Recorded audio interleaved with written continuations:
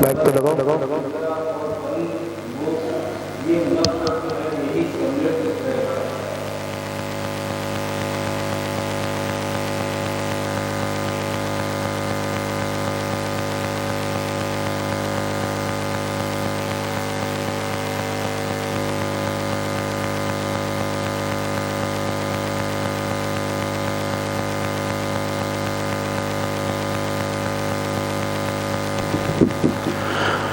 भूतात्म से जाने हुए जीव अजीव तथा पुण्य पाप आश्रव संबंध निजरा और बंध मोक्ष ये नवतत्व हैं और यही सम्यक है।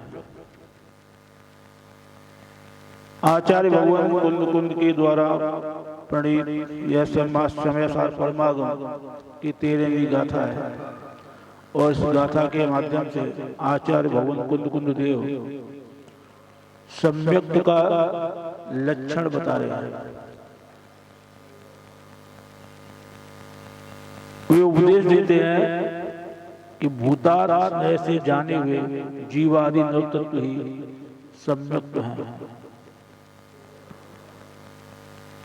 जो भी साधन की जूम एप्लीकेशन के माध्यम से स्वाध्याय की कक्षा में समय सार स्वाध्याय की कक्षा से जुड़े हुए हैं और जिनके पास समय सार स्पष्टीकरण ग्रंथ उपलब्ध है, वे सभी पृष्ठ नंबर 178 खोलेंगे और आज 13वीं गाथा की यहाँ पर व्याख्या होगी।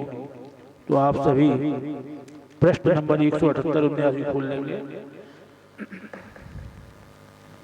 अपनी चर्चा चल रही थी जीव अजीव में निमित्त नैमित्तिक बना अर्थात कारण कार्य बना कैसे है, इसी प्रश्न का समाधान यहाँ पे होगा।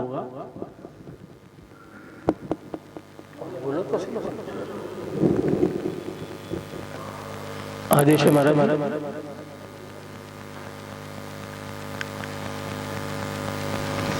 बाह्य दृष्टि और अंतर्दृष्टि दोनों दृष्टियों से यहाँ 9 तत्वों का विवेचन दिखाया है।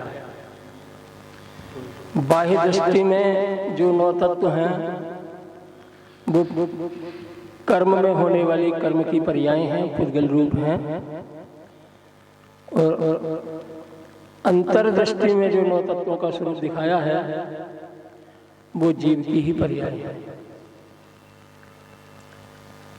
कल ये पढ़ा था, अब 178 पन्ने पर अंतिम लाइन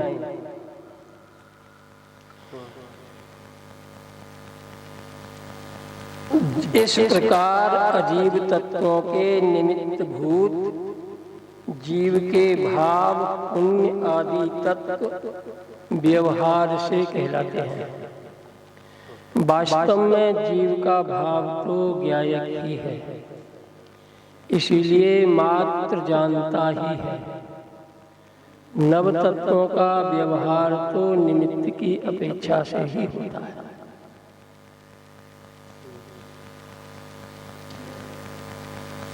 हमारा भी चाहिए। आज बड़े हमारे पास कोई दिक्कत है, उनसे ये बोलो बाहर आके बैठ जाए, बाहर नेटवर्क है। क्या बात है? इससे बाहर आ जाओ। नहीं नेटवर्क दिक्कत, वो तो आवाज आपकी आ रही है पर हमारी कम आ रही है, ऐसी दिक्कत करें तो एक काम करो, अनुराग से बोलकर एक फेसबुक पेज खुलवा लो, उसके बाद क्लियर आएगी, फिर आप सुन लेना। 2 व्यवस्था बना लो आपका, एक सुनने के लिए एक बोलने के लिए। अनुराग से बोल दो फेसबुक पेज खोल देगा, वहां से क्लियर आवाज आएगी आपको। हाँ सब चालू है। हाँ वो चल रहा है।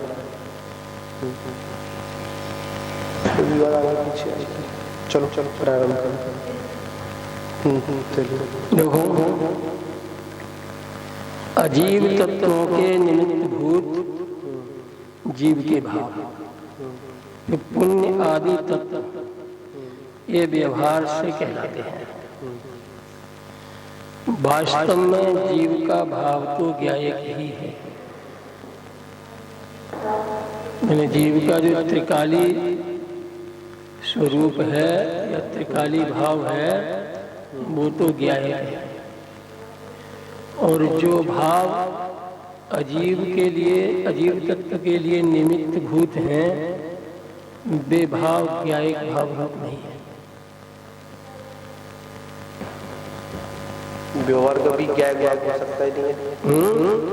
व्यवहार कभी भी ज्ञायक भाव हो सकता ही नहीं है। व्यवहार ये जो अजीव जो 9 तत्व हैं, इनको जो कारण है वो जीव के भाव जो है, वे जो जीव के भाव है उनको व्यवहार में 9 तत्व कहता है। अब वो कौन से हैं भाव? ये 9 तत्व जो हैं जीव के श्रद्धा और चारित्र गुण की पर्याय में सिद्ध होते हैं, और ज्ञायक भाव इन विकारी भावों से भिन्न है। इसलिए जीव का जो त्रिकाली भाव है, जिससे जीव को जीवत्व संज्ञा मिली है, वो जीव का भाव जैसे पारिणामिक भाव, जीव तत्व, ज्ञायक भाव, चैतन्य भाव, उपयोग लक्षण, कुछ भी कहें, नाम कुछ भी हो, लेकिन वो भाव एक ही है। उसी भाव को चैतन्य भाव, उसी को जीव तत्व, पारिणामिक भाव, ज्ञायक भाव, एक अखंड नित्य ध्रुव अचल, केवल ज्ञान, केवल दर्शन स्वरूप, कुछ भी संज्ञा हो, तो शब्द अलग अलग हैं लेकिन भाव वो एक ही है। और पूरे समय सार में उसको ज्ञायक भाव से ही अभिहित किया है। वो भी इसलिए वो जानता है हमारा, इसलिए हाँ, क्योंकि वो उसमें परमार्थ बना है। तीनों अवस्थाएं में एक सही है, चाहे वो किसी भी अवस्था में हो, किसी भी कोई भी दशा हो, चाहे वो संसारी हो चाहे सिद्ध हो, उसमें परमार्थ बना है। का चर्चा की थी ना, परम पदार्थ है, ज्ञानी है, समय है, शुद्ध है, मुनि है, केवल है, वो ज्ञायक है। और जो मुनिराज उस ऐसे ज्ञायक का अवलंबन लेते हैं, वे मोक्ष मार्गी हैं और कर्म का क्षय करके सिद्धत्व को प्राप्त होते हैं। महिमावंत एक दृष्टि से देखा जाए, मुनि धर्म जो है महिमावंत है। ये मुनियों से पूछा जाए कि मुनि धर्म महिमावंत है या ज्ञायक भाव महिमावंत है? मुनि धर्म भी तो ज्ञायक के लिए गया। हाँ, मुनि भी मुनि धर्म को ज्ञायक के आश्रय से पालते हैं, इसलिए वास्तव में महिमावंत तो ज्ञायक है। क्योंकि यहाँ पर ये भी है कि मुनि बनना, 28 गुणों वाला 28 गुणों का पालन करना, पर एक कोई पॉइंट बार आता है, किसी भी विषय में आता है, आखिर में 28 मूलभूत पाल क्यों रहे। एक प्रसंग अगर ये आ गया कि हमारे गुरु महाराज ने हमको संस्कृत किया इसलिए हम उसको पाल रहे हैं, तो या वो व्रतों को तो पाल रहे हैं, पर मुनि धर्म को अंगीकार कर किया। मुनि धर्म अंगीकार का मतलब ये है कि जब आपकी दृष्टि आपके उस ज्ञायक की ऊपर, हाँ, इसका नाम मुनि धर्म है। हाँ, पा सकते दृष्टि का ज्ञायक की ओर होना, ये मुनि धर्म है। और उसमें सावधानी रखना, ये व्रतों में शामिल है। व्रतों का नाम ही देखा जाए तो सावधानी है। पापों से निर्वृत्ति, अभी कल हम लोग स्वाध्याय कर रहे थे बड़ा चढ़ दीक्षा का, उसमें एक बड़ी महत्वपूर्ण बात उसमें आई कि जब तक हीन सैनन है, जब तक हमारी निर्विकल्प दशा भी नहीं बनेगी। उन्होंने स्पष्ट कहा कि उत्तम सैनन होने पर ही उत्तम शुक्ल ध्यान मिलेगा, और उत्तम शुक्ल ध्यान के बल पर आपको साक्षात आत्मानुभूति होगी। उन्होंने स्पष्ट कह दिया कि ग्रस्त अवस्था में ध्यान की अभ्यासता में देखा जाए तो प्रमत्त अप्रमत्त अवस्था में बता दिया। गृहस्थों को जो ध्यान बताया वो भद्र ध्यान बताया, क्योंकि वहां पर अनेक प्रकार के विकल्प होते हैं और उन विकल्पों के बीच में आत्मदर्शन नहीं होता।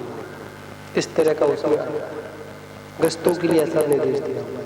ये सामान्य स्वरूप है, सामान्य स्वरूप है गृहस्थों का। जो आप कह रहे हैं गृहस्थों के ध्यान को भद्र ध्यान कहा, ये सामान्य स्वरूप है, माने स्थूल कथन है। इसके अंदर यदि तत्व विचार से देखें, नहीं पंडित जी, तत्व विचार भी तभी संभव होगा जब वो मतलब वो अंदर से विकल्प खत्म होगा। ना ना ऐसी बात नहीं। तत्व विचार और तत्व की प्राप्ति, टोरबल जी ने तत्व विचार की महिमा बहुत गाई है और उन्होंने मोक्ष मार्ग प्रकाशक में लिखा है कि देखो तत्व विचार की महिमा। कोई जीव व्रतों को पाले और तत्व का विचार ना करे तो सम्यक्त का अधिकारी नहीं है, और कोई जीव तत्व का विचार करने वाला है, अभी तत्वानुभूति की बात नहीं कह रहे, तत्व का विचारक है और व्रतादि नहीं है तो भी वो सम्यक्त का अधिकारी है। देखो तत्व विचार की महिमा। ऐसा ऐसा तीसरे अधिकार या चौथे अधिकार तो मेरे ख्याल में नहीं रहा, उसके अंतिम पैराग्राफ। नहीं वो बात आपकी सही है, तत्व विचार करना वो ठीक, तो तत्व विचार के लिए भी तो अपनी कसायों की मंदता चाहिए। कसाय कहते किसे हैं? सामान्यतः हम ये जानते हैं चारित्र मोहनी कर्म के उदय से जो नैमित्तिक भाव होते हैं वो कसाय शास्त्रों में लिखा है। लेकिन जो पंडित मुख्तार जी थे, रतनचंद मुख्तार, उन्होंने बहुत अच्छी बात लिखी जो मुझे अंदर से प्रेरणा देती है। कहते हैं कि कर्म का उदय बाह्य जो इंद्रियों के जो विषय हैं उनको मिलाता है, जो अनुकूल हो या प्रतिकूल हो उनको मिलाता है, और जीव को उसमें प्रवृत्ति के लिए जो प्रेरित करता है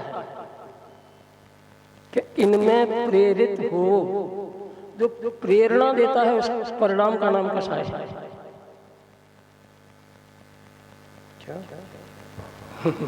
दोबारा पुण्य पाप के भाव जो कर्म है, कर्म ये तो ये पांच इंद्रियों के विषयों को मिलाते हैं।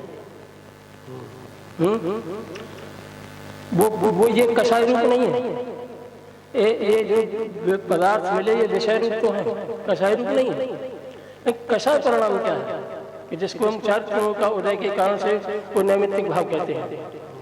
तो कहते हैं वो जीव को माने मुझे इन विषयों में प्रवृत्ति करने के लिए जो निरंतर प्रेरित करे, उस शक्ति का नाम कसाय है।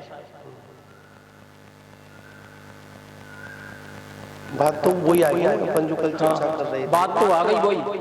मतलब द्रव्य दृष्टि वाला बाह्य दृष्टि और अंतर्दृष्टि बात आ रही थी।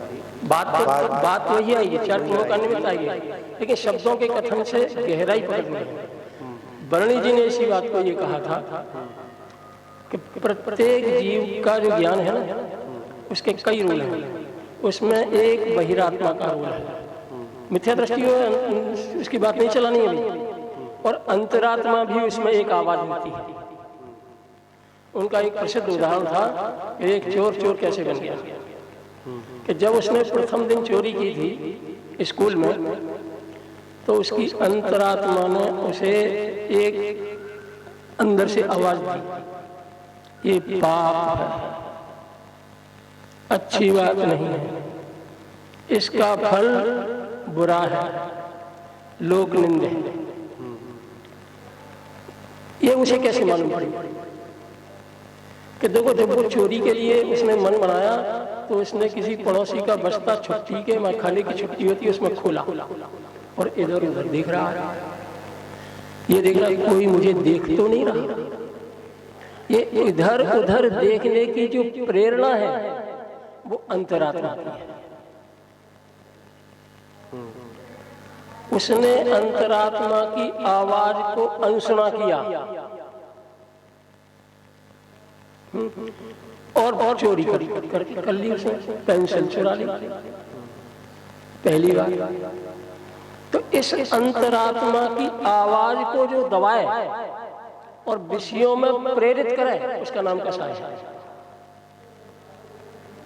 सही है। तो प्रत्येक जीव में, खासतौर से मैं उनकी मुख्यता में कह रहा हूं जो संगी पंचेंद्री है, उन सब जीवों में एक अंतरात्मा की आवाज प्रति समय उठती है। उस अंतरात्मा की आवाज को सुने तो ये विषय कषायों में प्रवृत्ति मंद पड़े, और उसकी आवाज को दबा दे तो इन विषय कषायों में प्रवृत्ति घनी हो गए और संसार बढ़े। तो कषाय माने इसका ही नाम नहीं, चारित्र मोह का, चारित्र मोहनी कर्म का उदय निमित्त है और ये नैमित्तिक है। यद्यपि ये बात पूरी तो हो गई, लेकिन इस बात से हमें गहराई नहीं मिली। इस कषाय से बचा कैसे जाएगा, और कषाय से बचे तो क्यों बचे? उस जीव ने अंतरात्मा की आवाज जो आई थी उसकी अवहेलना क्यों की? इसीलिए कि उसे विषयों में सुख लगता है। लगता या मानता है? नहीं, लगता है ये बात एकदम निर्मूल नहीं है, एकदम खाली नहीं है, खोखली नहीं है ये बात कि विषयों में सुख। अब तो हम थोड़ा सा तत्व का अभ्यास करते हैं, इसीलिए हमें लगती है कि इस बात में कोई वजन नहीं है, लेकिन वजन तो है। तभी तो संसारी इसमें झपट्टे मारते हैं। थोड़ा ज्ञान हो गया हमें और हम कहने लगे ये सुखावास है, लेकिन उनसे पूछो ये सुख है या सुखावास है? जिसने अपनी अंतरात्मा की आवाज दबाई और विषयों में गया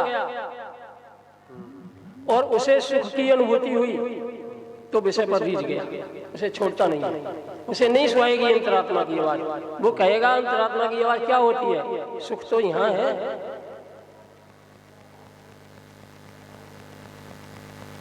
महाराज ये संसारी जीव की प्रवृत्ति इसीलिए उसने अंतरात्मा की आवाज दबाई है, इसीलिए उसने प्रेरणा जो प्रेरित की, जिस कषाय ने प्रेरित किया इधर, वो अंतरात्मा की आवाज आती है उसे छोड़ने की। इसको कहते हैं भेद विज्ञान।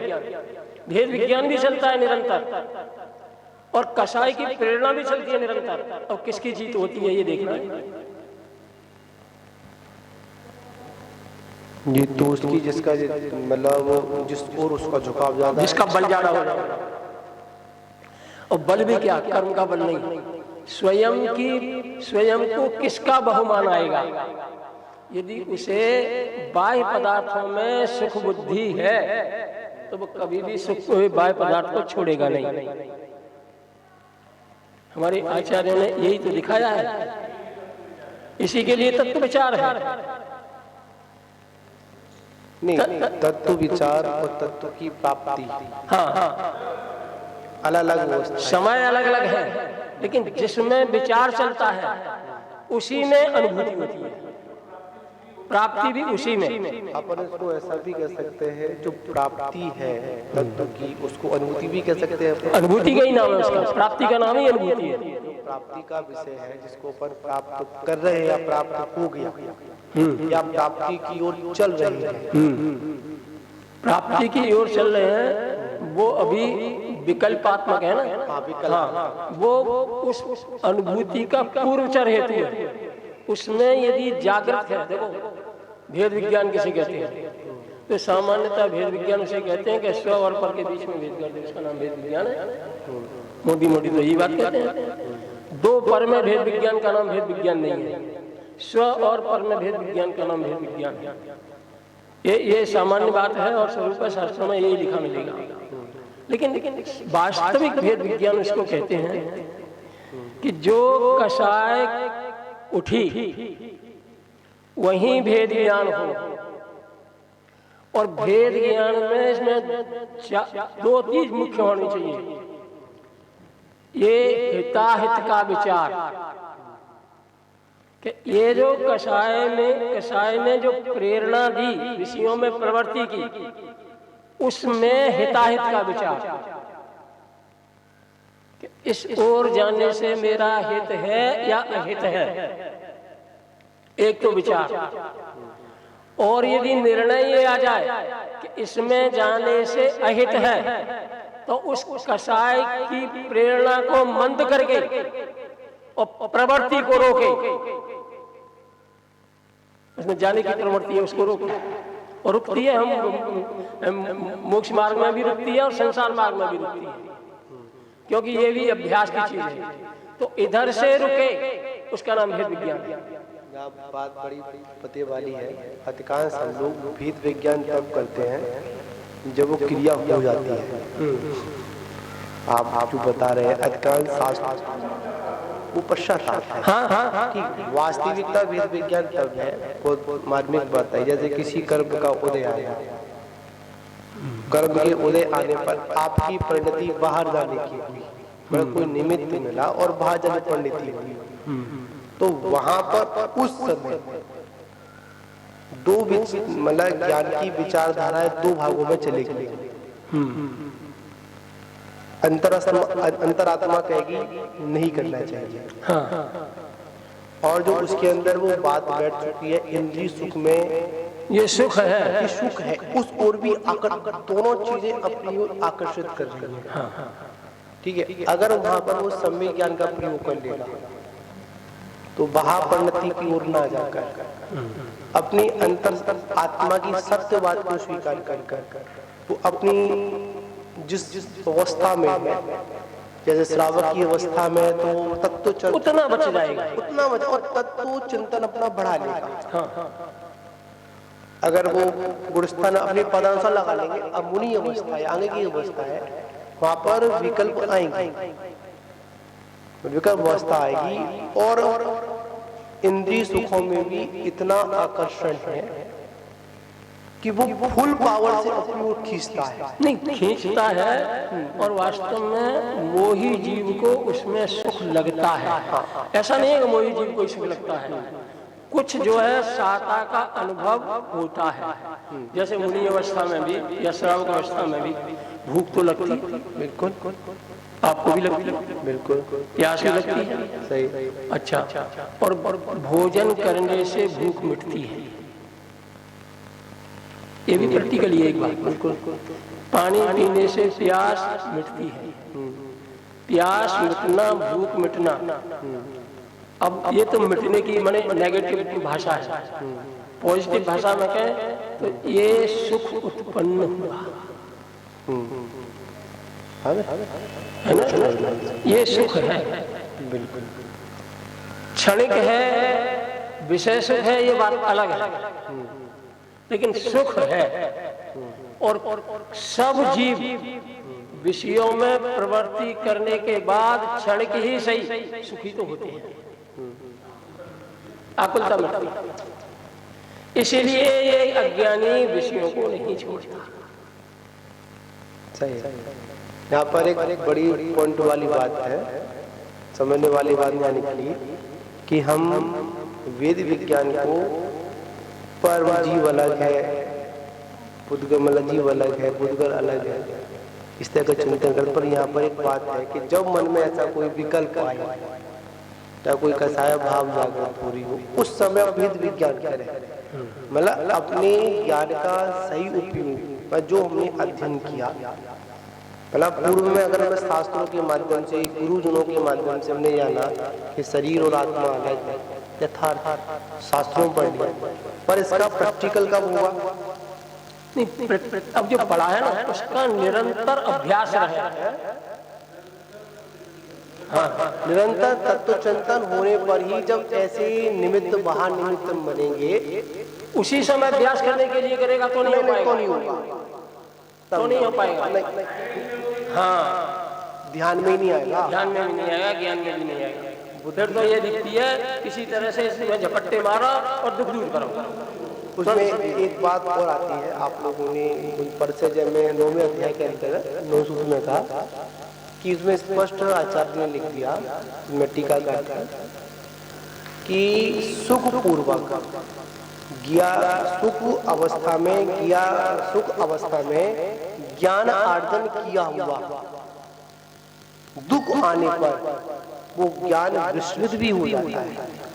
उस विस्मृत अवस्था को बचाने के लिए आचार्यों ने अभ्यास बताया। हाँ, चाहे वो तत्व चिंतन के रूप में हो, चाहे वो अपने भेद विज्ञान के रूप में हो। तत्व चिंतन और भेद विज्ञान लगभग एक ही बात है, पर उसको अपन अलग अलग समझ लेंगे अपन।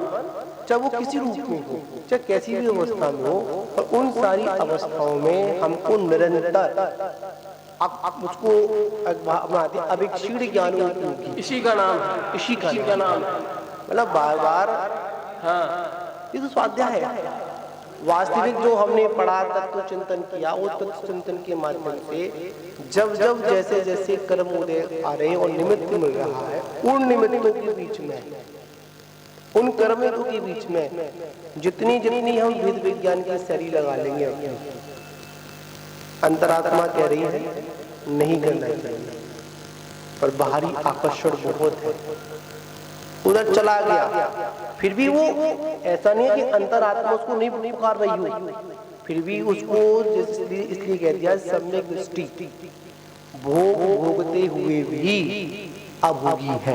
हाँ, उस अपेक्षा से, बंद की अपेक्षा से, बंद की अपेक्षा नहीं, इसमें भी इसकी तली में जाकर के देखो, तली में बंद की अपेक्षा में क्या अपन जैसे नहीं यहाँ बोलते हैं कि समय दृष्टि को बंद नहीं है, अब बंद की अपेक्षा क्या, वो अनंत संसार का जो बंद था वो नहीं। यहाँ पर जिस अवस्था में है, उस अवस्था में उससे नीचे की अवस्था का बंद नहीं है, बंद नहीं। और ज्ञानी की दृष्टि में उसको मोक्ष मार्ग की दृष्टि में उसको गौण कर देते हैं। हाँ, इसलिए गौण कर देते हैं कि ज्ञानी निरंतर ऊंचाई उछलता है, इसलिए उनको ज्ञानी कहने का अर्थ है। आचार्य कुलगुरु स्वामी ने निर्जर अधिकार में कई गाथाएं लिखी। एक तो उदाहरण के रूप में भी, बिना उदाहरण के बात चलती नहीं है, समय सार में भी नहीं चलती। ज्ञानी की बात कहते हैं कि देखो, ये जो लोग मानते हैं ना कि ये निमित्त नैमित्तिक संबंध है, तो निमित्त के से ये जीव नैमित्तिक भाव रूप परिणमित होता है, इसका निषेध किया उनको स्वामी ने। तो उन्होंने 2 गाथाएं लिखी, 4 गाथाएं, और फिर आगे और लिखी कि जैसे लोहा और सोना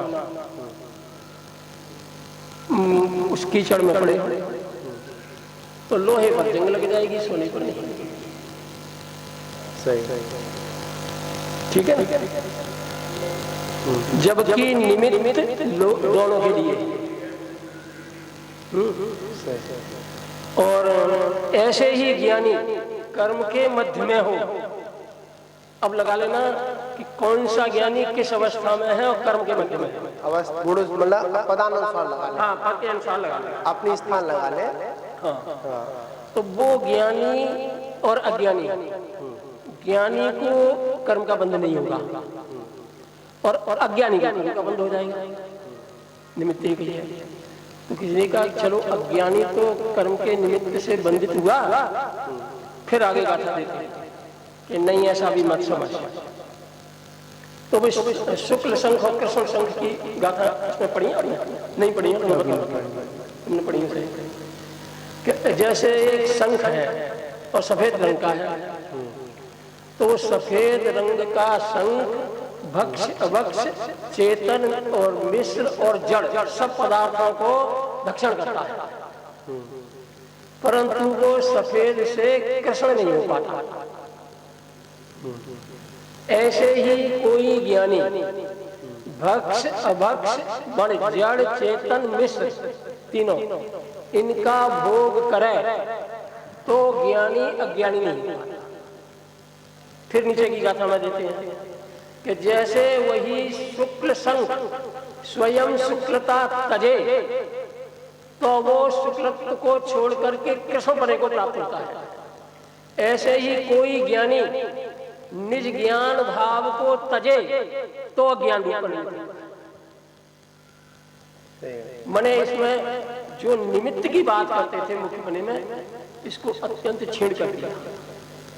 पहले कर्ता कर्म अधिकार में कर्ता कर्म का जो अज्ञान था उसको दूर किया, और इस गाथाओं में जो निमित्त नैमित्तिक संबंध, ये शब्दों का इस्तेमाल करके हम निमित्त से हो जाता है, इसका भी खंडन किया है कि देख निमित्त तो जब है जब उपादान में कम उसमें हो, तो यदि उपादान की सवाल है तो ये निमित्त कुछ भी करने वाला नहीं। निमित्त तो भरे पड़े हैं, बड़े बड़े हैं, यानी अज्ञानी भी तभी होगा। मैं कहते हैं ना, जीव जो है उपशम सम्यक को पाकर के फिर मिथ्या दृष्टि हो गया। मेरी मिथ्या दृष्टि तो तब हुआ था, मोहनी कर्म ने मिथ्या दृष्टि नहीं किया, जब उसे फिर देह आदि पर पदार्थों में एकत्व ममत्व कर्तृत्व भोक्तृत्व ये बुद्धियां जागी तो वो मिथ्या दृष्टि हो गई, और उसको उस बुद्धि को त्याग आता है, सब दृष्टि हुआ। मतलब यहाँ पर यह बड़ी समझने वाली बात है, इसमें कोई उदाहरण नहीं है कि जब जब हमारी बुद्धि पर की ओर जाती है तो हम अपनी अवस्था में कहे जाएगी मिथ्या,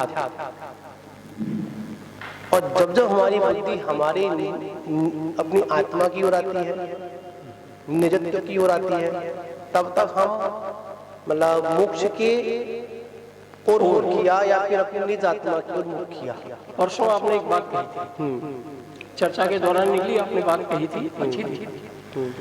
ये जीव जो है संसार में दुख भोगता है, इसकी जिम्मेदारी अकेले जीव की है, बिल्कुल किसी और की नहीं। ये आपने बात की, और चाहे वो मोक्ष में जाए ये भी जिम्मेदारी अकेले जीव की है, कर्म की नहीं है।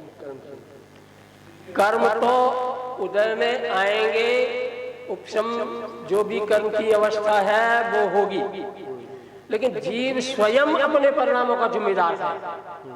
किसी और की 1% भी रंच मात्र भी जीव के परिभ्रमण में या दुख रूप होने में किसी का 1% भी सहयोग नहीं है।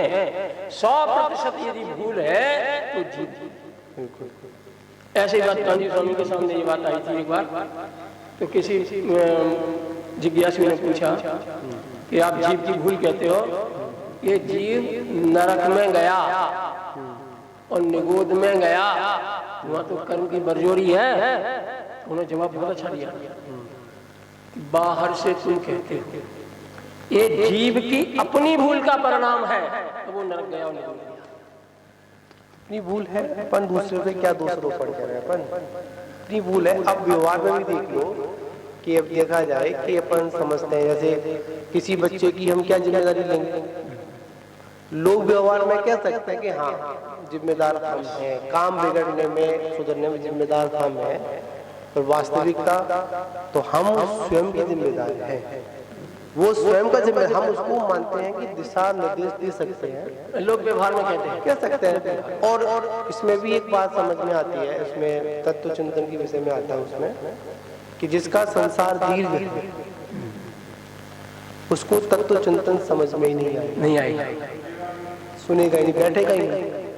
एक बार और समय साहब में बात आई इन्हीं बातों के कर्मों के और जीव उपादान के बीच में, कि किसी ने कहा, प्रश्न किया कि मुनिराज भी तो आहार करते हैं और मुनिराज भी तो भोजन करते हैं, तो वो क्यों करते हैं? वे तो अपने उपादान में पूर्ण सजग है, फिर भी तो भोजन करते हैं।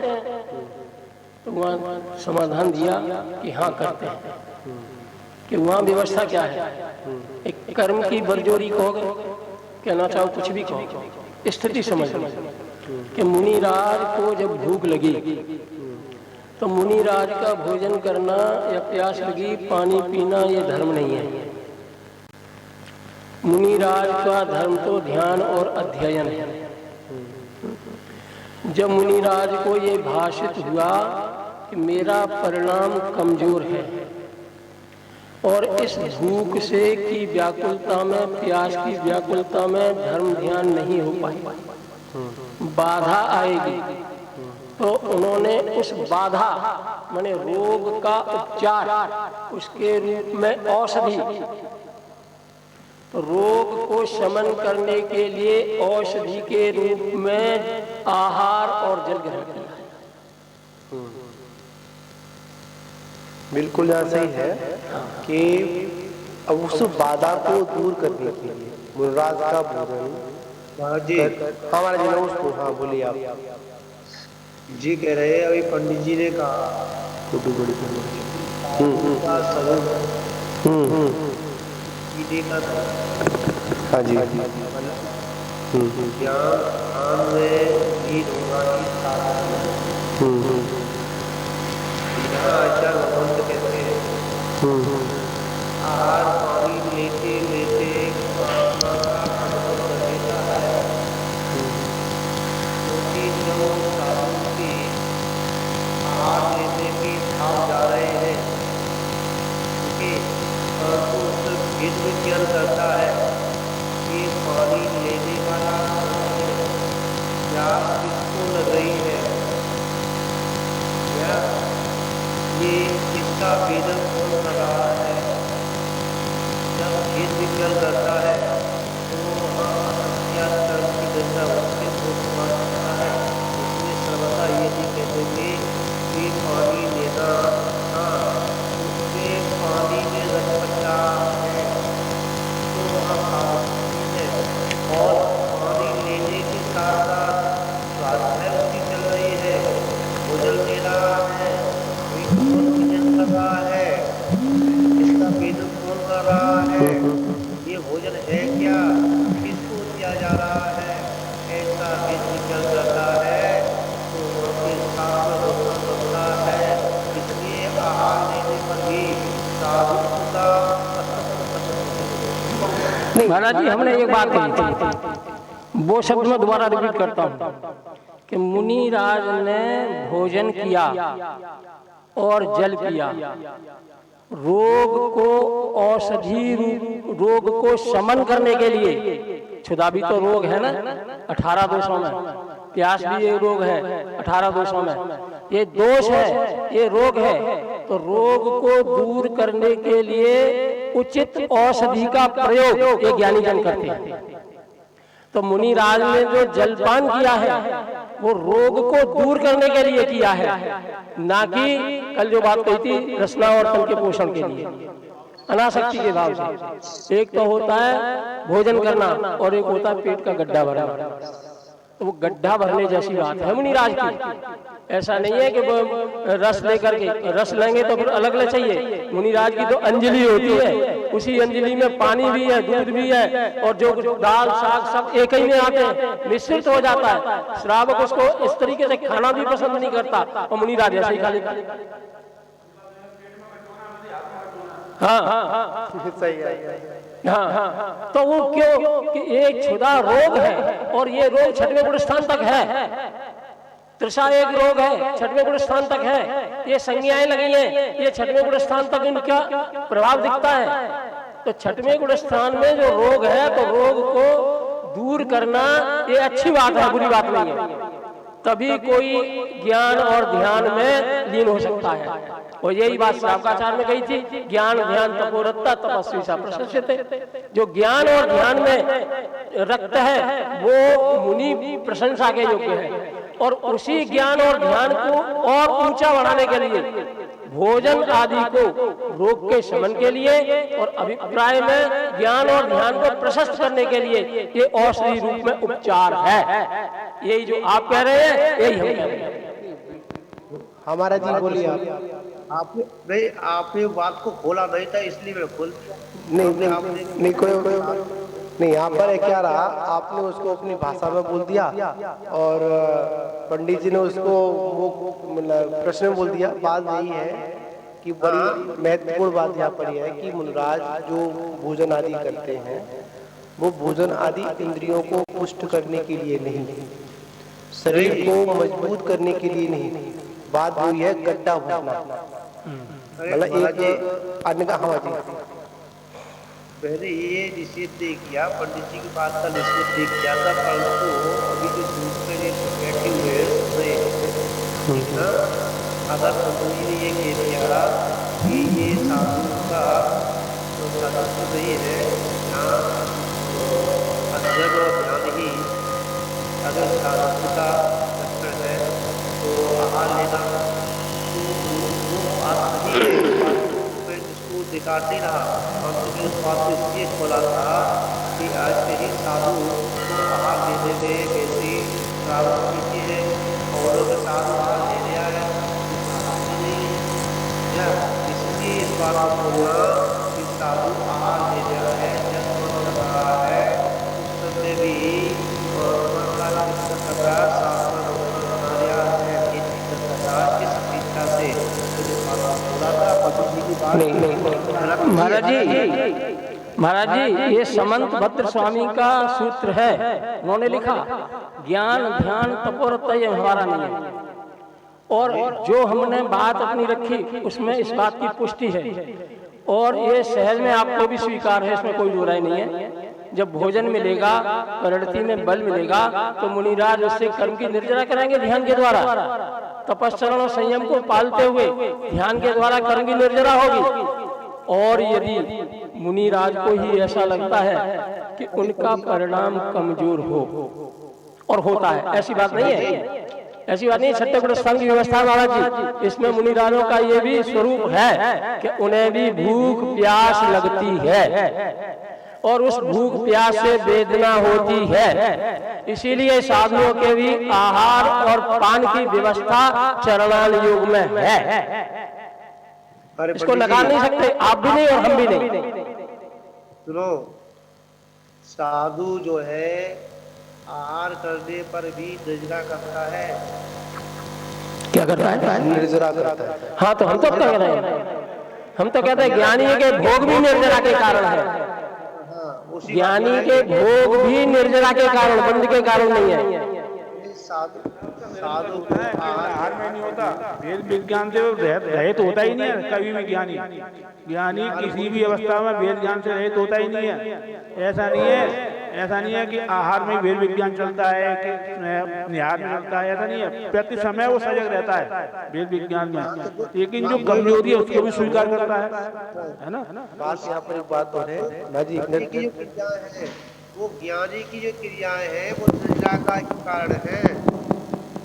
नहीं, वो बात बिल्कुल आप सही कह रहे हैं कि यहाँ पर बात बिल्कुल क्रिया है तो यही तो उसकी सारी क्रियाएं निर्जरा की कारण है। हाँ तो यही तो साधु चलता है और साधु चलने पर जीवों की प्रार्थना होती है, फिर भी निर्जरा है वो साधु के। बिल्कुल यही बात होगी। इसमें एक बात और है, यहाँ पर थोड़ा और उसको देंगे समझने की बात, क्योंकि साधु चार हाथ जमीन देख के चल रहा है। जीव अगर से आकर के पैर के नीचे मर जाए तो साधु प्रायश्चित देता है, ठीक है। क्योंकि साधु का उसने जान के नहीं मारा, तो अपनी आयु नहीं मारा, देख लिया है कि मेरे द्वारा इसकी पुराना होगी तो प्रायश्चित देता है, उस पाप को धोता है तुरंत ही। इसलिए साधु समय प्रतिक्रमण, आलोचना, प्रत्याख्यान, ये सारे कार्य संस्कार करता रहता है। उसकी जो भी क्रियाएं हैं उसमें या कितना भी कोई भी क्रिया कर रहा है फिर भी वहाँ अगर ज्ञानी है और कर्म की वजह से कोई कर्म आया है और उस कर्म को समझ रहा है ज्ञानी, तो वहाँ पर भी कर्म को वहाँ से कर देगा और वह पूजा करेगा, वो मार्ग बनेगा। नहीं बिल्कुल आपका कहना सही है, इसमें कोई आपत्ति थोड़ी है, इसमें कोई नहीं, तो पहले कहेंगे ज्ञानी खोला है। आपत्ति तो मैं आपकी भी नहीं थी, ये समझ स्वामी ने कहा है ज्ञान श्लोक दिया है तो वो गलत नहीं दिया, हाँ तो ऐसा ही स्वरूप है। हाँ उनकी क्रियाएं जितनी भी हैं वो ज्ञान ध्यान से ही है, अलग नहीं। हाँ तो क्रियाओं में भी ज्ञान ध्यान की प्रवृत्ति होती है, ज्ञान ध्यान के बिना क्रिया भी नहीं करते वो, क्रिया में भी ज्ञान, क्रिया में भी ज्ञान, यही समिति रूप, क्रिया में भी जो समिति रूप प्रवृत्ति है वो ज्ञान ही प्रवृत्ति है। क्रिया में जो समिति पलती है तो अज्ञान नहीं होती समिति, ज्ञान रूपी होती है। महाराज जी मूल गुणों में महाव्रत भी हैं और मूल गुणों में समितियां भी हैं। समितियां प्रवृत्ति स्वरूप हैं और महाव्रत निवृत्ति स्वरूप हैं। जो निवृत्ति स्वरूप हैं उनको तो आश्रव अधिकार में लिखा है और जो प्रवृत्ति स्वरूप हैं उनको संवर अधिकार में लिखा है। इसका भी एक हेतु है। देखो, जैसे सत्य महाव्रत है तो सत्य महाव्रत में क्या आता है कि सूक्ष्म झूठ भी नहीं बोलना, ये निवृत्ति स्वरूप हो गया। अब कोई कहता है कि सूक्ष्म झूठ नहीं बोलना लेकिन सत्य तो बोलना, तो ये समिति में आ गया। नहीं बोलना ये महाव्रत और बोलना ये समिति। और समिति के भी 3 भेद, हित मित्र प्रिय और सत्य रूप। और सत्य का भी निर्धारण करके कि सत्य वचन, इसको अंतरंग अभिप्राय से जोड़ देना, क्योंकि वचन में सत्यता असत्यता का कोई मूल्य नहीं है। उस वो वचन से अभिप्राय किस ओर का है, उससे आवाज चली गई। दोबारा बोलो, आवाज चली गई। सत्य वचन में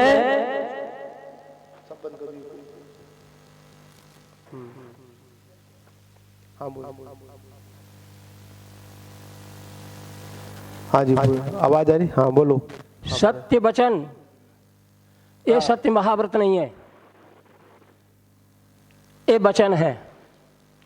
इसीलिए इस सत्य महाव्रत के लिए वचन तक सीमित नहीं रखना।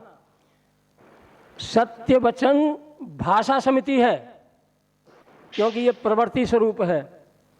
और उस प्रवृत्ति स्वरूप में जो जीव दया स्वपर के हिताहित का विचार है, इसके कारण से समिति को संवर तत्व में लिया।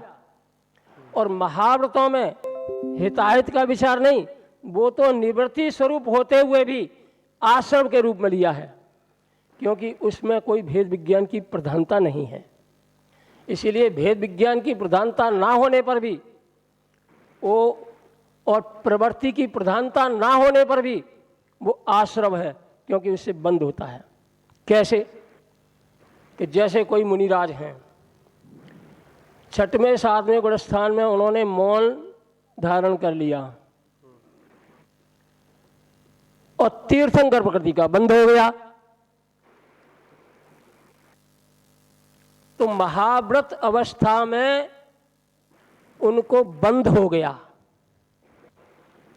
कई मुनिराज तो ऐसे भी हैं जो मुनि अवस्था में तीर्थंकर प्रकृति का बंद करते हैं विदेश क्षेत्र में जाकर के, हैं? तो उनको समिति तो उनकी प्रवृत्ति स्वरूप, और प्रवृत्ति में हमें लगता है कि उपयोग बहिर्मुखी है तो इसमें तो बंद होना चाहिए, सो तो हुआ नहीं। और महाव्रत जो निवृत्ति स्वरूप है, हम सोचते हैं कि ये निर्बंध होने चाहिए, कि उन्हें महाव्रतों से ही उसका वो हुआ है तीर्थंकर प्रकृति का बंध। इसीलिए प्रवृत्ति या निवृत्ति की कहीं भी मुख्यता नहीं है। अंतरंग में जो भेद विज्ञान है उसकी प्रधानता से ही संवर और संवर और आश्रम का विभाजन है। इसीलिए ये मुनिराज मौन रहे, जैसे मौन रहे तो भी वो मोक्ष मार्ग में बढ़ोतरी करते हैं, माने उनके कर्म की निर्जरा होती है। और वचन बोले तो भी कर्म की निर्जरा होती है, प्रवृत्ति में भी कर्म की निर्जरा और निवृत्ति में भी कर्म की निर्जरा। कथनचित निवृत्ति में तो बंद की बात कही है महाव्रतों में, लेकिन प्रवृत्ति के काल में तो बंद की बात ही नहीं की, उसे तो संवर तत्व में रखा है, क्योंकि वहां निरंतर भेद विज्ञान और विवेक, भेद विज्ञान में भी विवेक, प्रवृत्ति में उपयोग क्यों गया इस पर अंकुश, ये प्रवृत्ति में क्यों गया इस पर अंकुश, इसीलिए वो संवर तत्व है। क्या बोल रहे हैं?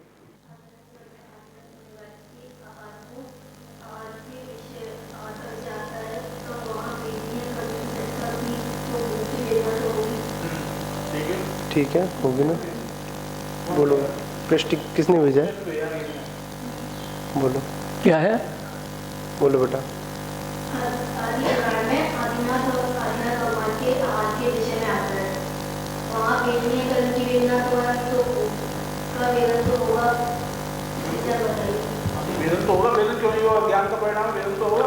कर्म के उदय उन्नदय ये सब चलते रहते हैं, और कर्म के उदय के अनुसार जो है नैमित्तिक भाव भी होते हैं, और उन नैमित्तिक भावों में कितना विवेक है और कितनी कमजोरी है।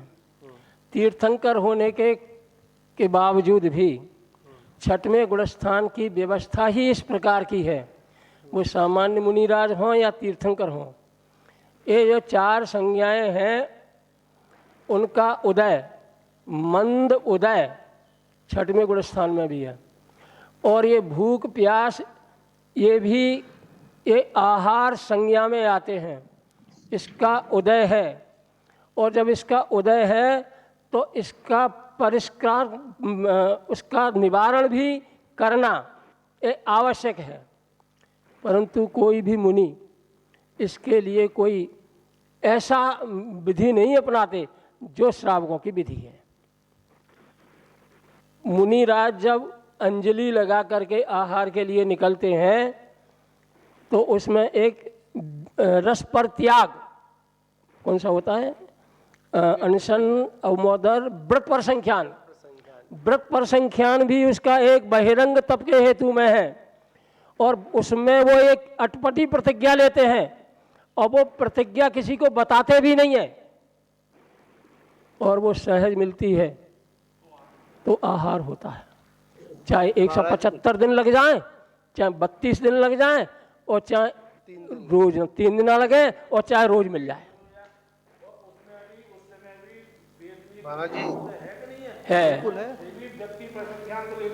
हाँ, बात यहाँ पर ये उनका जो विवेक है ये संवर तत्व है। आहार करना संवर तत्व नहीं है। ये जो 6 बहिरंग तप है, इन बहिरंग तप में व्रति पर संख्यान ये जो है संवर तत्व है, क्योंकि इसमें कसाय का काटा है। अपने बल को मजबूत करते हैं, हाँ, कर्म के उदय को बल नहीं देते। नैमित्तिक भाव है, उसको बल नहीं दे जाती। उसको नहीं दे रहे। देखिए बात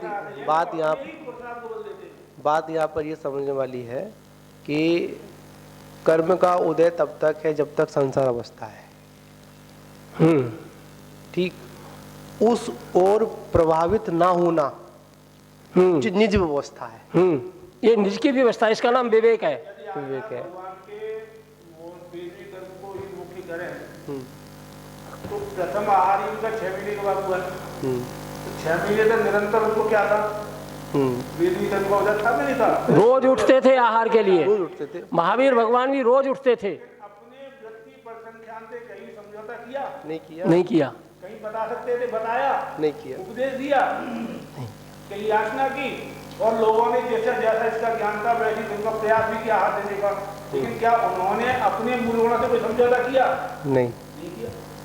ये उनका अपने ज्ञान के प्रति जो बल प्रकट हुआ है, ये इसको अपन कहीं भी लगा लो, चाहे इसको अपन व्यवहार में लगा लो, चाहे निश्चय कैसे लगा लो, चाहे नहीं, साधना उसी से होती है। साधना मतलब ये है कर्म का उदय तो उनका था, उसमें कोई दिक्कत नहीं। और जब तक संसार अवस्था है तब तक कर्म उदय है। अपना पुरुषार्थ कमजोर पड़ता है, हाँ, अपने को बल नहीं आता, सामने वाले का बल आता है, तब अपनी कमजोरी बाधित होती है।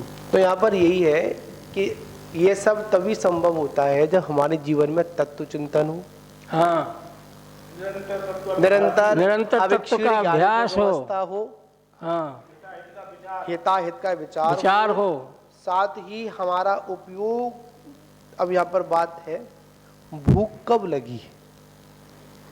क्या कर्म के उदय से भूख लगी, या उपयोग उधर गया तब भूख की वेदना ज्यादा हुई?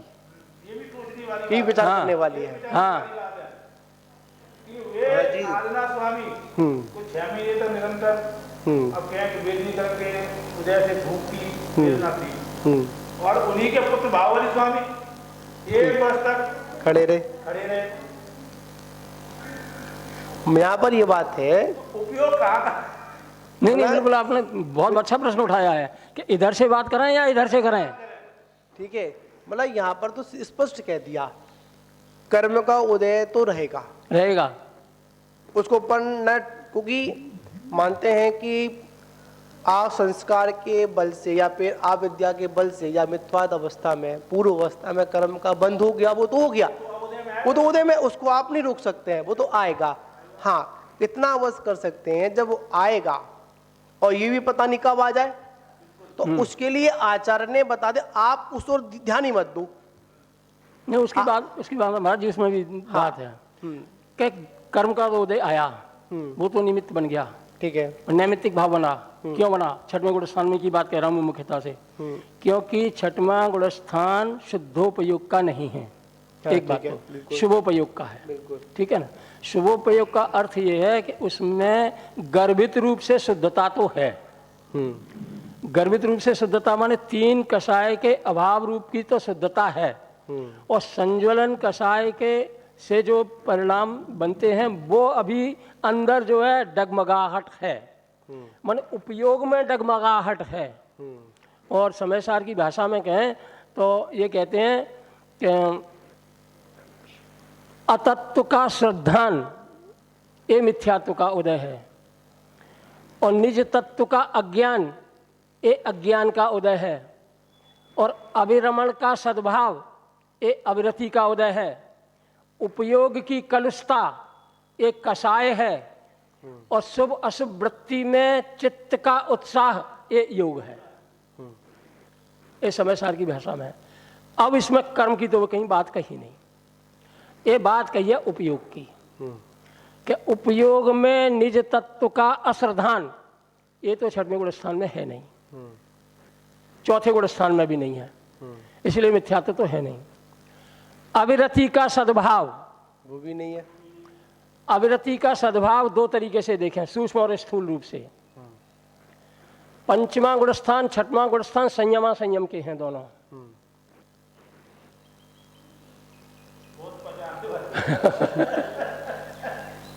महाराज जी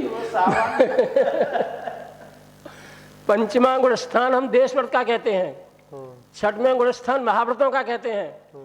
संयम की दृष्टि से देखें तो चौथा गुण स्थान अविरति का अकेला, और पंचमा गुण स्थान संयमा संयम, और छठवां गुण स्थान भी संयमा संयम। तो छठवें गुण स्थान का संयमा संयम और देशव्रतियों का संयमा संयम, इसमें अंतर है।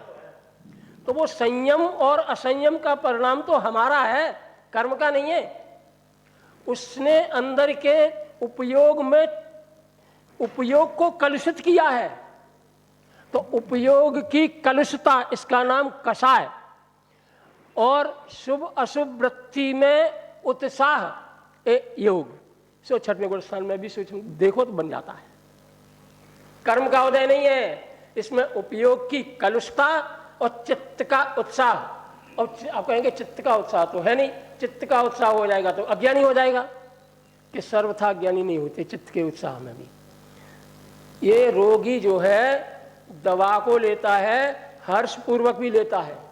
हर्ष ये है उसको कि रोग दवा सेवन से रोग मिटेगा, निरोग हो जाऊंगा, ये भी उसके चित्त में उत्साह है। मांग करके लेता है, कड़वी हो तो लेता है, मीठी हो तो लेता है, क्योंकि उसे अंदर रोग को मिटना है। सही है। ऐसे ही मुनिराज को क्षुधा वेदनी नाम का तो कर्म का उदय है। उपयोग में कलुषता है, और चित्त में भोजन के प्रति उत्साह भी है। उत्साह है ना, ये असंयम का भाव है। और ये असंयम का भाव असंयम के लिए नहीं है, संयम के लिए है, संयम के लिए लक्ष्य। हाँ उसमें नहीं आएगा। लक्ष्य में भी आ गया। बड़ा सूक्ष्मता की बात है, इसको समझने वाली बात है कि लक्ष्य मतलब बिल्कुल सही बात है, इसको स्वीकार करना पड़ेगा। कभी कभी भोजन की प्रति भी एक उत्साह होता है, चलो भोजन करें, पर वहां पर उद्देश्य अलग अलग दोनों के हो गए। हाँ। अभिप्राय अलग अलग है। हाँ। एक भोगी का अभिप्राय भोजन के प्रति उत्साह है, इंद्रियों की पुष्टि करना, और मुनराज का जो भाव है भोजन करने का, जो अभिप्राय हुआ, उपयोग उधर गया, उत्साह के साथ में गया, चलो करना है, करके आते हैं। तो उसमें भी एक कारण ये है कि उस समय चिंतन क्या चल रहा है कि मेरे को जो रोग है, जो भूख की वेदना हुई है, अब ये मुझसे मतलब उधर बार बार उपयोग जा रहा है, तो इसको एक बार भोजन व्यवस्था देकर फिर अपने शांत कर फिर अपने धर्म ध्यान में और मैं वृद्धि प्राप्त करूंगा। ये जो अंजुलि लगा करके निकलते हैं और व्रत पर संख्यान ये अभिधान लेकर के निकलते हैं, ये जो है संवर तत्व में आ जाता है, लेकिन ये पूरा संवर नहीं है, संवर और आश्रम का मिश्र परिणाम है। उस मिश्रता में भोजन लेने का अभिप्राय भी है, ऐसा नहीं है। और जो संवर तत्व है वो भोजन से कोई संबंध नहीं रखता, लेकिन जो अभिप्राय है वो भी भोजन से संबंध नहीं, लेकिन रोग को मिटने का अभिप्राय है और इसमें चित्त का उत्साह है और बाहर में प्रवृत्ति है, इसीलिए इसे भी संयम की कोटि में रखते हैं। इसको अपन थोड़ा अपन ये भी कह सकते हैं, थोड़ा इसको अपन ठीक है, यहाँ पर सभी लोग बैठे हैं, उसको संयम मतलब 5वां और 6वां एक लोग मिक्स कर सकते हैं। तो एक सा नहीं है, नहीं एक सा नहीं है, पर यहाँ पर आचार यहाँ पर जोड़ सकते हैं कि महाव्रतों का सकल व्रत की जघन्य अवस्था का भी जघन्य परिणाम है। ये बिल्कुल यहाँ लगा लेंगे अपन, थोड़ा शब्दों घुमा लेंगे। सकल व्रत का मतलब जो सकल जो व्रती हैं उसमें भी उत्तम मध्यम जघन्य स्थिति 3 लगा लें। हाँ, मध्यम पात्र में रखा है, ठीक है। तो वहां पर उसको लगा लेंगे अपन, जघन्य का भी जघन्य परिणाम लगा सकते हैं। हाँ बिल्कुल है, यही है, जघन्य का भी जघन्य है, जघन्य लगा लेंगे। इसीलिए वहाँ जो है उसे असंयम की मुख्यता में नहीं कहा, लेकिन करणानि की दृष्टि से देखो। हाँ, क्योंकि हाँ, तो यहाँ पर अपन जब तक सारे अनुयोगों को नहीं समझेंगे, सारे अनुयोगों को नहीं जानेंगे और एक बात को अगर एक ही अनुयोग को सिद्ध करेंगे, या समय सार तो स्पष्ट कहता है कि आत्मा को स्वभाव ही नहीं है भोजन करना, तो कोई दिक्कत नहीं है। और कोई भी अनुयोग किसी का विरोध करता ही नहीं है, क्योंकि आपने बिल्कुल सही कहा कि जो 6वां गौड़ स्थान है वो शुद्ध उपयोग नहीं है, शुभ उपयोग है, शुभ उपयोग। और पूर्व में चर्चा भी अपनी आई थी, शुभ उपयोग में शुभ और अशुभ योग बनते हैं। हाँ, अशुभ भाव बनते हैं, अशुभ भाव बनते हैं, अशुभ उपयोग नहीं होता। हाँ, योग बनता है, और फिर भी उनका जो उपयोग है वो शुभ उपयोग ही मतलब शुभ उपयोग होता है, अशुभ उपयोग नहीं होता उनका। हाँ, जो इसलिए ये बात स्वीकार करने में कोई तकलीफ नहीं है, सैद्धांतिक बात है ये। हाँ, पर यहाँ पर क्या है कि जो अल्प ज्ञानी होते हैं, जिन्हें स्वाध्याय नहीं है, थोड़ा वो समझते हैं, तो कल भी चर्चा मतलब वालिद जी की खबर आई थी, बोल रहे थे कि समय सार तो हमारे कभी कभी ऊपर से निकलता है, वो समझ में नहीं आता है। तो मैं उनको एक बात कही, बड़ी मार्मिक बात मैंने उनसे कही, जब भी कल्याण होगा तो इसी से होगा। हाँ जब समझ में ये बात आएगी। हाँ, यही उपस्थित वाले जी है ना। लेकिन महाराज जी कुछ लोग ऐसे कहते हैं कि समय सार पूरा द्रव्यानुग का है और इसमें करणानुग की बात नहीं है, लेकिन मुझे तो करणानुग की बात बहुत दिखती है। बिल्कुल है, वो तब तक तुम्हारा खुद का अध्ययन हुआ करणानुग का, तब तक इसमें तुम करणानुग। मैं कुंद कुंद स्वामी की इन गाथाओं को कितना मैं सोचता हूँ कि क्या उनको समझा होगा कि ये बातें भी लिख दी इन्होंने। बहुत लिखा है। देखिए, किसी चीज को सिद्ध करने के लिए सारे अनुयोग लगेंगे तभी सिद्ध होगी, और आचार्य कुंद कुंद स्वामी अपने समय के बड़े उत्कृष्ट आचार्य थे, और वो इतनी हल्केपन की बात कहेंगे ही नहीं। चित्त की कलुषता ये कसाय है। हाँ। सामान्य लोग स्वीकार नहीं करेंगे इसे। बिल्कुल यथार्थ में क्रोध करना, ये करना, पर जब चित्त हमारा कलुषित हुआ तब कषाय भाव पैदा हुए, तब बंद हुआ वो। हाँ। कितनी कलुषता है उसी के प्रमाण स्वरूप कषाय है। क्या बोल रहे बेटा? जीव के एक साथ में कितने भाव हो सकते हैं कल बताएंगे अध्यात्म दीप का देख के। हाँ, थोड़ा उसको देख। पंच भावों में देखना है, कौन से भावों में? किसने पूछा है? 53 भावों में देखेंगे। देखना है तो 4 भाव तो रस के भी हो जाते हैं। देखिए, आप अगर जो अपने तत्वा सूत्र की द्वितीय अध्याय के अंतर्गत बात करेंगे। हाँ, अगर आप वहाँ पूछेंगे तो बात अलग है। और यहाँ पर इन भावों की बात करेंगे, शुभ अशुभ और शुद्ध की, इनकी बात करेंगे तो एक समय में एक ही होगा। ऐसा नहीं होगा कि शुभ है अशुभ। जब पर्वत जब अशुभ हटेगा तो शुभ आएगा, है ना, और शुभ हटेगा तो शुद्ध आएगा। अगर इस भाव की बात करेंगे तो वो क्रम ये है। अगर उसकी बात करेंगे तो तत्वा सूत्र का जो प्रथम द्वितीय अध्याय का प्रथम सूत्र है उसके 4 भाव एक साथ हो सकते हैं। इसका व्यवस्था वहां पे, क्योंकि पारमाणिक भाव और बुध साथ रह गई। पारमाणिक भाव, पारमाणिक और भव्यत्व अभव्यत्व वाला जो है पारमाणिक हो गया, उसमें औपसमिक, हाँ, और औदैक भी है, औदैक भी है। तो जो 5 भावों का जो वर्णन किया गया है, अब इसमें विस्तार कर लो। जीवत्व और भव्यत्व तीर्थंकर अवस्था में है, ये पारणामिक की हो गई। और 9 लब्धियां छायक में आ गई। और आहार विहार उठना बैठना ये उसमें आ गए, दिव्य ध्वनि, ये औदैक भाव में आ गए। और एक और बचा, औपसमिक होता नहीं है, औपसमिक होता नहीं है। तो पवन जी कुछ पूछ रहे थे, उनको मैसेज, हाँ पूछो पवन जी विस्तार से। तो फिर और भी इनको क्षयोपशम नहीं होता और औपशम भी नहीं होता। हाँ, ये नहीं होते। 18 और 2 ये 20 तो नहीं होते। पहले थोड़ा पवन जी की सुन ले, अपन कुछ बोल रहे हैं, वो डिस्टर्ब ना, सब नहीं है। पवन जी क्या कह रहे हो? आपकी आवाज नहीं आ रही मेरे पास। आवाज आ रही है आपसे? क्या बोल रहे हैं? आपके पास आ रही है मेरी आवाज? आ रही है, बोलिए, बोलिए आप। आपके पास मेरी आवाज आ रही है? आ रही है, बोलिए, आप बोलिए, आ रही है। आपके पास आवाज आ रही है? इधर से भी आ रही महाराज जी। उनकी नेट दर्शन की बात है, आवाज नहीं आ रही। दर्शन के वक्त आप अनुभव या अनुभव होता है या नहीं? आवाज आ रही है इनसे? आ रही है, बोलिए। हाँ, बड़े साहब बताएं, सम्यक दर्शन जिस वक्त होता है उस समय आत्मानुभव, आत्मानुभव या अनुभव, इनको फोन लगा के बोल दो। लिख लेना फोन से करके। हाँ, आवाज कट रही है पवन जी, आवाज कट रही है, कोई दिक्कत नहीं। बंद कर दो भाई। आत्मानुभव होता है, आत्मानुभूति ऐसा कहना चाहते होंगे। बड़े महाराज जी कुछ बोल रहे हैं आप? हाँ बोलिए। मैं ये कह रहा था, अभी आपकी चर्चा सारी सूचना सुनो, आ रही है, बोलिए। डिस्टर्ब होते हैं। हाँ बोले। हाँ बोलो महाराज जी। हाँ बोलो महाराज जी आप। उधर से आवाज आ जाती है ना।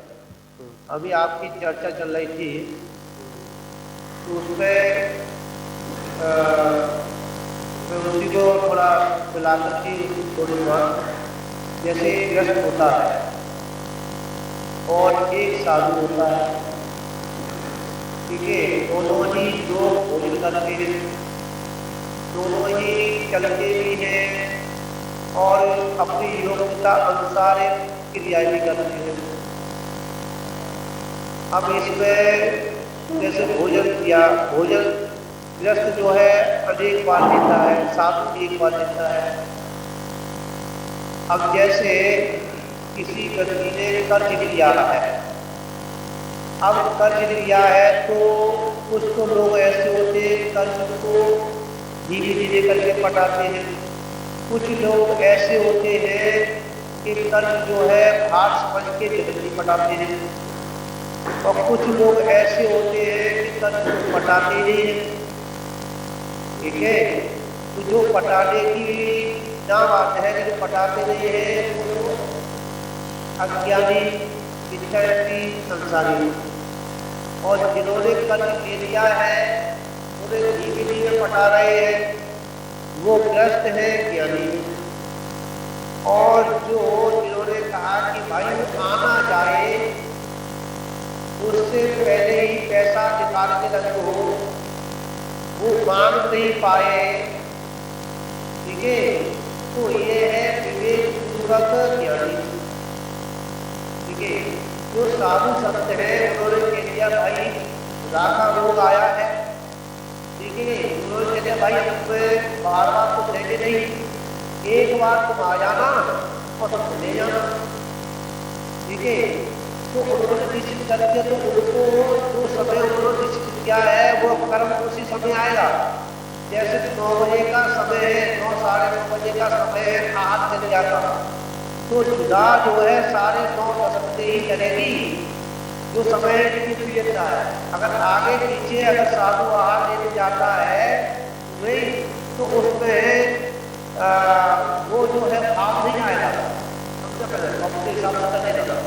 तो यहाँ केले तात्पर्य है जो ग्रस्त है तो बिना दिया के, ठीक है, उन कर्ज को पटाते निर्जा तो उनकी होती है और निर्जा के साथ में उनका ब्याज को चढ़ जाती है, समझाया। तो उनकी ब्याज चढ़ जाती है और जो साधु जो होते हैं जो उस कर्ज को चुकाने के लिए ब्याज ना दे करके सही समय में पैसा देते हैं, इसलिए वो मोक्ष के नजदीक है। और जो ग्रस्त है वो जो है मोक्ष मार्गी तो है, परंतु लेट में आएंगे, देर में आएंगे। मेरा जो भाव है यही है जो आपकी चर्चा करने के बाद निकाला है कि भाई जो साधु है वो एक समय जब भी आहार लेने जाएगा तो कर्म का मत नहीं, कर्म की निंदा करने के लिए जाता है। और जो ग्रस्त है वो निंदा भी करता है नहीं और आत्मा भी करता है, और जो साधु भक्त करता है नहीं तो मोक्ष के लिए करता है, क्योंकि बिना भक्त के मोक्ष नहीं हो सकता। वो भक्त सही ही मोक्ष होता है, भक्त नहीं होगा भक्त किसका करता है, भक्त करता है अपने सुख परिणामों की, ठीक है। और वो सुख परिणामों से जो भक्त होता है वो जो है मोक्ष को पहुंचा करके ही जाने सकता है, बिना ये अपने हिसाब से लगाओ। नहीं, इसमें आपने एक नहीं वो लगाएंगे, आपने बोल दिया, इसमें तो अपनी भाषा में बोला है। नहीं बिल्कुल सही है, कोई दिक्कत नहीं, आपका वो अभिप्राय तो ठीक है। यहाँ पर बात सामान्य भाषा है, सामान्य भाषा से लोगों के समझ में आ जाए, ठीक है, आपने बिल्कुल सही कहा, इसमें कोई आपत्ति नहीं है। यथार्थ में मुनराज जो होते हैं भोजन आदि करते हैं, उनकी भावना ये जो मैंने कर्ज उसको चुकाना मेरे को है, उनकी दृष्टि ये होती जो मैंने कर चुकाना एक ही अर्थ में, ठीक है ना। और इसमें एक विषय थोड़ा चेंज करेंगे कि समय निर्धारित मतलब ये है कि 9 बजे जो आहारचर्या का समय है उस समय मुनराज की आहारचर्या होती है।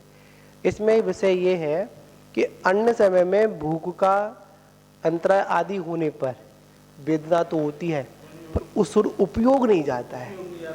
मतलब आज यहाँ पर ये है कि आज हमारा मानते हैं कि मतलब 24 घंटे हैं दिन के, रात मिला दोनों मिला के 8 पैर होते हैं। इन लेने वाले नहीं है महाराज जी, जी कर्ज लेने आया वो है, कर्ज लेने आया वो है ही नहीं है, जबरदस्ती उसे दे रहे हैं, वो कह रहा भैया हमारा समय नहीं। हाँ बिल्कुल, आपका कहना यह है कि यहाँ पर हमारे उपयोग में हमारे आचार्य ने निर्णय कर दिया कि आपको इस समय आपकी आहारचर्या है, इस समय आपको भोजन करना है, चर्या फिक्स कर दी, आपको आ समय में आहारचर्या के जो आज समय है उन्हें भोजन नहीं करना, तो आपका उपयोग उसी समय आपका उस उड़ जाएगा। और जैसे ही वो समय निकला, चाहे कर्म कितना भी उद्यम कर रहा हो, कितनी भी उथल पुथल हो रही हो, फिर वहां पर वो अपने उपयोग को उदन न ले जाकर हाँ हाँ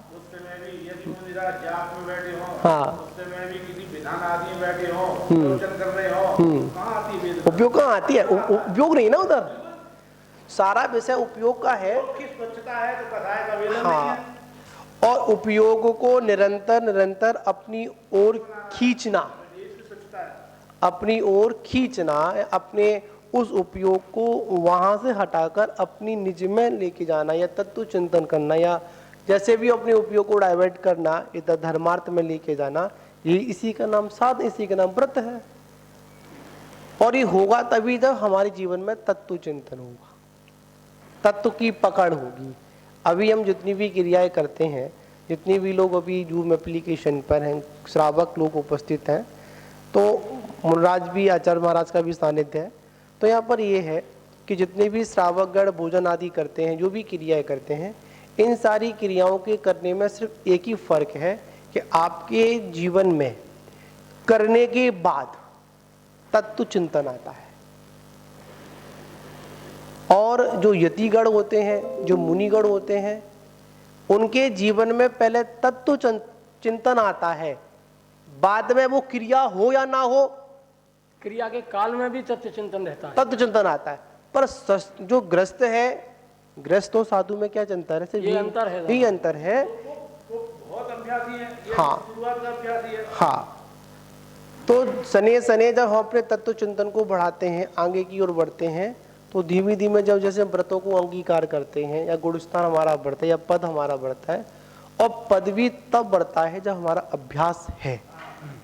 मात हमने रूप से ले लिया, नहीं, पद भी बढ़ा। अभ्यास से विशुद्धि बढ़ेगी, विशुद्धि से गुणस्थान बढ़ेगा। हाँ, हम जैसे अभ्यास, जैसे तत्व चिंतन का अभ्यास करते रहेंगे, जैसे चलने में, उठने में वही बात हमको लगती रहेगी, तो निश्चित हमारी विशुद्धि कहीं ना कहीं बढ़ी है। और उस विशुद्धि के बढ़ने पर कहीं ना कहीं जिसका हम चिंतन कर रहे थे, उसके प्रति रुचि पैदा हुई, उसको प्राप्त करने की भावना हुई, जानने की भावना हुई। तो जितनी जितनी अवस्था में उसको जानने, समझने और उसको प्राप्त करने की भावना हुई है, उसके अनुसार उस अवस्था में आपके पास दर्शन भी है, ज्ञान भी है और चारित्र्य भी है। जब तक हम तत्व चिंतन नहीं करेंगे, सबसे पहले तत्व भगवान की पूजा कर रहे हैं, उसमें भी तत्व चिंतन होना चाहिए। आखिर कर क्यों रहे हैं, इसका लॉजिक क्या है, करने का उद्देश्य हमारा क्या है? क्योंकि कहा जाता है बिना उद्देश्य के चलते व्यर्थ है, ठीक है ना? हाँ जी, जिसने समय निर्धारित कर दिया है उस समय अगर नहीं देंगे तो कर्म बार बार आता है। तो पता है, अब मैं आपको बता दूं, जैसे 21 तारीख को तुम्हारी बात जाती हुई थी, पंडित जी पढ़ी करो माझी फोटो। हाँ बोलो महाराज जी। जैसे 21 तारीख को आपकी स्वाध्याय नहीं हुई थी, नहीं हुई थी, ठीक है, वो समय निर्धारित था। और उस समय स्वाध्याय ना होने पर पंडित जी ने मुझे रात को सोने नहीं दिया।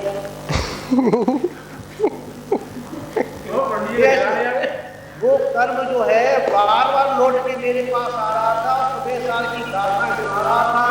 मेरे पंडित जी को अभी जब पहले थे तब भी नहीं सोने देते थे, आज तो फिर वही चीज आ गई है कि सोने में पंडित जी गाथा। हमारा नाम कशुना महाराज जी, सब कुंद स्वामी का है, हमारा कुछ नहीं है। आप जैसे थे कुंद स्वामी, नग्न दिगंबर निर्ग्रंथ दिगंबर संत, उनकी गाथाएं हैं, आपके लिए भी है, हमारे लिए भी है। नहीं, मैं जो कह रहा हूँ उस बात को समझो। मेरा ये कहना है कि जिस समय पर हमारी जो समय की जो कार्य करना है उस समय में वो कार्य नहीं होता है, तो वो चीज जो हमारी जो है क्या वो हमको खटपट में रखती है। ये चीज हमको खुल मिली है, सोने में भी क्या है, तो खुद में भी कोई चीज आती है। मेरा कहने का तात्पर्य है जो समय पे जो कार्य किया जाता है, समय पे जो निर्धारित जो समय है उसमें दूसरा काम अपन और रुचि पूर्वक किया जाता है। नहीं तो रुचि जिसकी तरफ हमारी है वो चीज हमारी सबसे में आएगी। मेरा कहना तात्पर्य आपकी गाथाएं नहीं, आचार्य कुंद की गाथाएं थी वो, ठीक है, क्योंकि उसने 21 तारीख का समय साथ छूट गया, चर्चा छूट गई। तो जो हमारी रुचि थी जिसकी तरफ वो सपने में भी आई नहीं। इसी को तो आचार्यों ने कहा, यथार्थ बात है, यही सम्यक दर्शन की भूमिका की व्यवस्था है। जब तत्व चिंतन हमारे चलने, उठने, बैठने, खाने में आने लगे ना, रुचि यही समय दर्शन है। बाहर के पदार्थों में रुचि बिल्कुल यही है। इसको अपन कहेंगे जैसे हमारा किसी कार्य में लगाव है, जैसे एक बच्चा है, उसका दिमाग खेल में है और जबरदस्ती माँ उसको बैठा ले, पकड़ ले, तो बैठा रहेगा वो, पर ध्यान कहाँ है? गेट पर। ध्यान कहाँ है? कब माँ की आंख छूके और कब खुशबू में।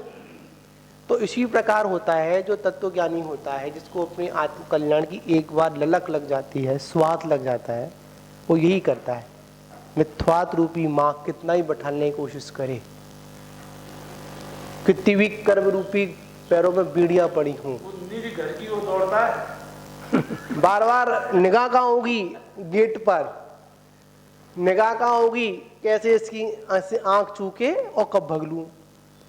तो जब हमारे तत्व चिंतन, जब हमारे जीवन की हर क्षण, हर घड़ी जीवन शैली हो जाए, ये जीवन शैली बन जाए, समय सार जिन दिन हमारा जीवन शैली बन गए, तो हम अपने आप को इतना सुखी समझेंगे और इंद्रिय सुख के प्रति हमारी इतनी अरुचि पैदा हो जाएगी कि वो हमेशा यही भावना लगी रहेगी उन मूलवीर सागर मुनिराज की तरह,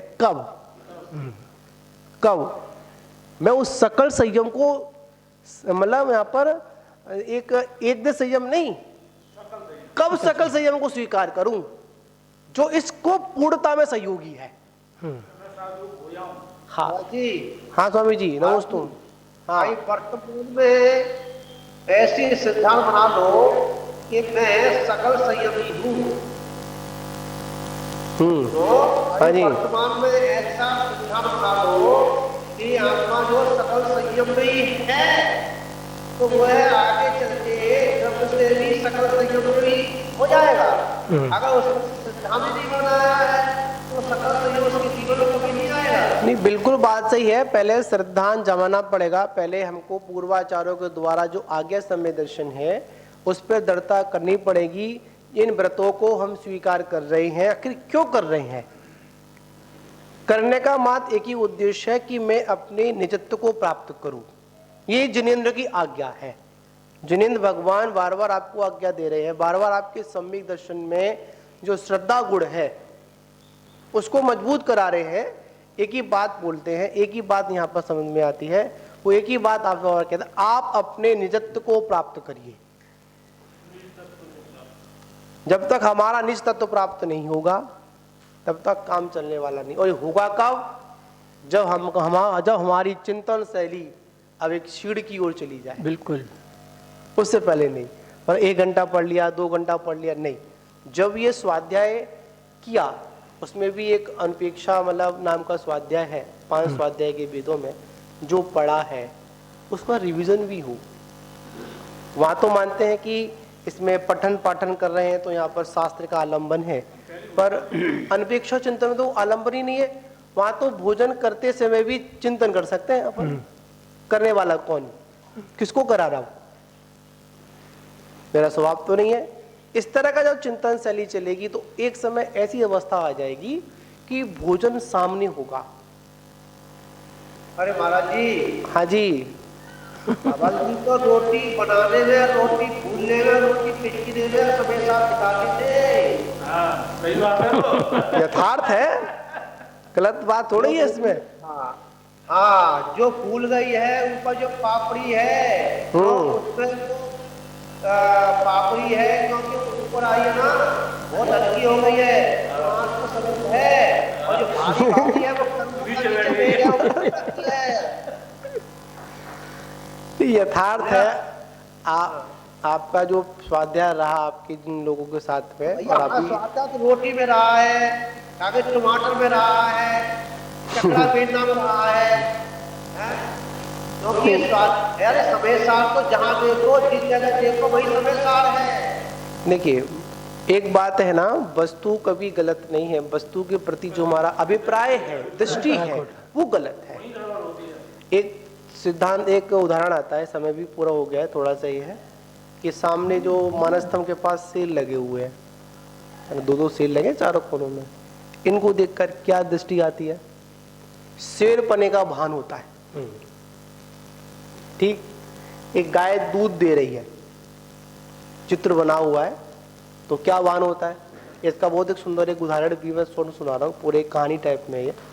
उस चित्र को देखकर गाय के दूध पने का ज्ञान होता है, पर वो गाय तो नहीं है। उसी प्रकार इन वीतराग मुद्रा को देखकर अपने वीतराग स्वरूप का भान होता है।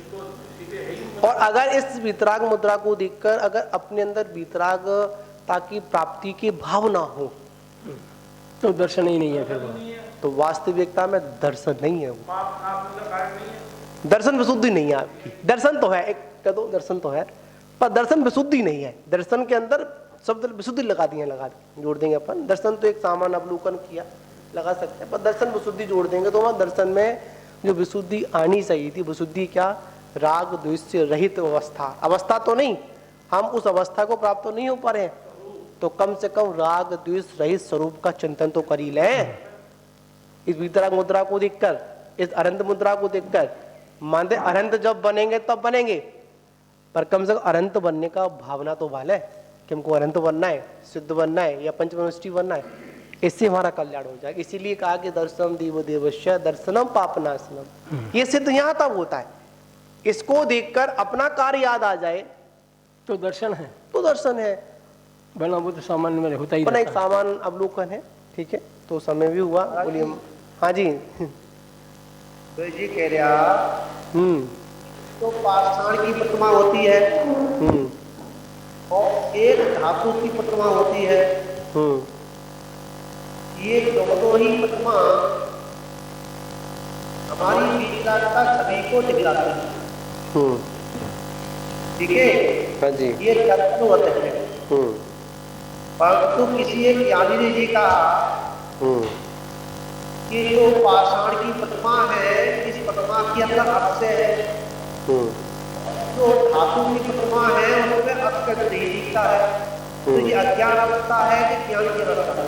जी तो हमारा वही जान है, उनसे पूछ के बताएंगे जिनने कही है, हम तो निर्णय नहीं कर सकते उनका क्या अभिप्राय रहा होगा। पर यहाँ पर यह है कि प्रतिमाओं में भी अगर अपनी विवेक लगाएंगे तो अगर प्रतिमाओं में अगर हम लोग मतभेद कर रहे हैं तो ये हमारी ज्ञान दशा नहीं है।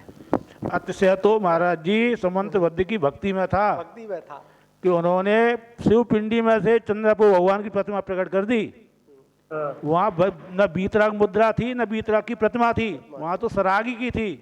तो अतिशय तो था समंत, अतिशय तो था समंत भक्ति की भक्ति में। अभी ज्ञानी ने ऐसा उसमें किया है कि जो पाषाण की प्रतिमा है वो तो आत्मा का दर्शन दिखलाती है और उसमें अक्षय होते उसमें भाव अच्छा लगता है, क्योंकि उसमें प्रतिमा जो है ऊपर से पत्थर हटा करके प्रतिमा निकलती है, और जो प्रतिमा है उसमें जो है और पदार्थों को मतलब सबको इकट्ठा करके उसको मूर्ति बनाई जाती है। तो उसका ये था कि जो मूर्ति हाथों के करके और जमाई जाती है, उसमें से मूर्ति बनाई जाती है और उसमें मूर्ति निकलती है। तो ये है कि उसमें अब से मूर्ति के अंदर है कि जो पूजा कर रहा है कि उसकी भावना से दिख रहा है। इसका निर्णय अपन कल करेंगे, ठीक है ना। आपने बोला है, देखिए स्थिति बन जाएगी, आपको बताएं, देखिए बन जाएगी कि धातु की प्रतिमाओं को पूजना बंद कर देगा, एक पंख बनने से तैयार हो जाएगा, नहीं पाषाण की है उन पूजा चालू हो जाएगी। तो जहाँ राग देश प्रतिमाओं पे हो गया तो ये जीव कहाँ जाएगा, किस गति में जाएगा? तो यही तो सोचने वाली बात है ना।